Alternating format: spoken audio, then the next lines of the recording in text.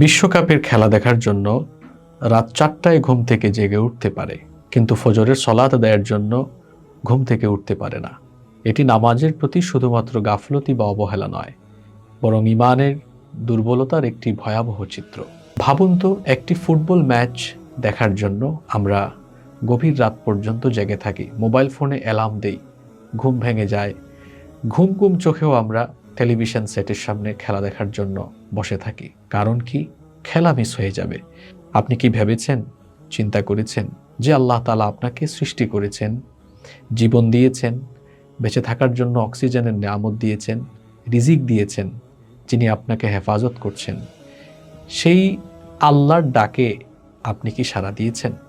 যখন মুয়াজ্জিন সাহেব আজান দেন, হাইয়া আলাস সালাহ, হাইয়া আলাল ফালাহ, নামাজের জন্য আসো, কল্যাণের জন্য আসো, যখন বলা হয় আস-সালাতু খায়রুম মিনান নাওম, ঘুম থেকে নামাজ উত্তম, তখন তো আপনি একবারও বলেন না নামাজ মিস হয়ে যাচ্ছে, ঘুম থেকে উঠে যাই, আমার রব তো আমাকে ডাকছেন, আমাকে নামাজ যাওয়া উচিত।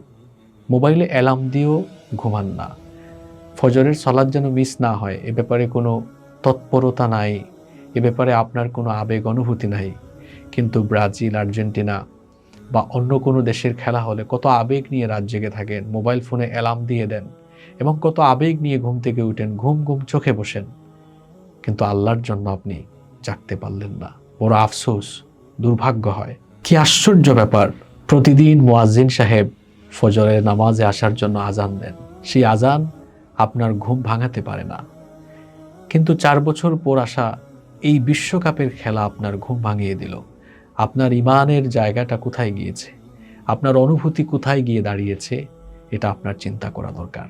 আজ যে খেলোয়াড়দের জন্য আমরা রাত জাগছি, যে খেলার জন্য আমরা রাত জাগছি, এটি কবরেও আমাদের কাজে লাগবে না, হাসরের ময়দানেও আমাদের কাজে লাগবে না।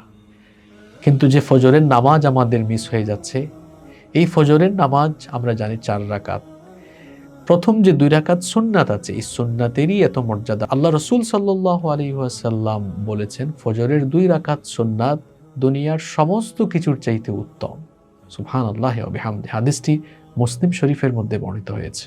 যে ব্যক্তি খেলা দেখার জন্য রাত 4টায় ঘুম থেকে উঠতে পারে, সেই ব্যক্তি ফজরের নামাজের জন্য চাইলে রাত 4টায় ঘুম থেকে উঠতে পারে। সমস্যা আসলে ঘুমে নয়, সমস্যা হচ্ছে অগ্রাধিকারে। আমরা কি নামাজকে বেশি অগ্রাধিকার দিই নাকি খেলাকে বেশি অগ্রাধিকার দিই? যদি নামাজকে অগ্রাধিকার বা গুরুত্ব দিই, তাহলে তো আমার ফজরের নামাজ মিস হওয়ার কথা নয়।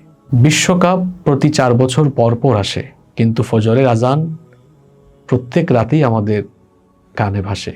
বিশ্বকাপের খেলা শেষ হয়ে যাবে, কিন্তু আল্লাহর সামনে আমাদেরকে যে হিসাব দিতে হবে, সেটা থেকে তো আমরা কেউ বাঁচতে পারবো না।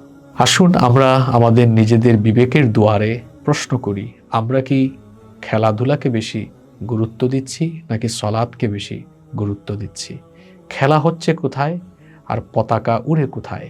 আরও আশ্চর্যের ব্যাপার হলো, আমার দেশের যুবক তরুণরা এমন কিছু দেশের পতাকা উড়ায়, এমন কিছু দেশের নামে তারা রাস্তায় স্লোগান দেয় এবং এমন কিছু দেশের জন্য তারা উন্মাদনা দেখায়, যেই দেশের রাষ্ট্রপ্রধান এবং যেই দেশের লোকেরা আমাদের নির্যাতিত, নিপীড়িত ফিলিস্তিনি ভাই বোনদের মৃত্যুতে উল্লাস করে।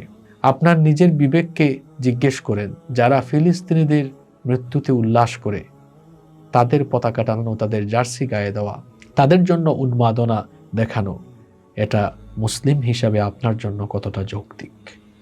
আল্লাহ তাআলা আমাদেরকে এই কথাগুলো বুঝার, উপলব্ধি করার তৌফিক দান করেন। আসসালামু আলাইকুম ওয়া রাহমাতুল্লাহি ওয়া বারাকাতুহু।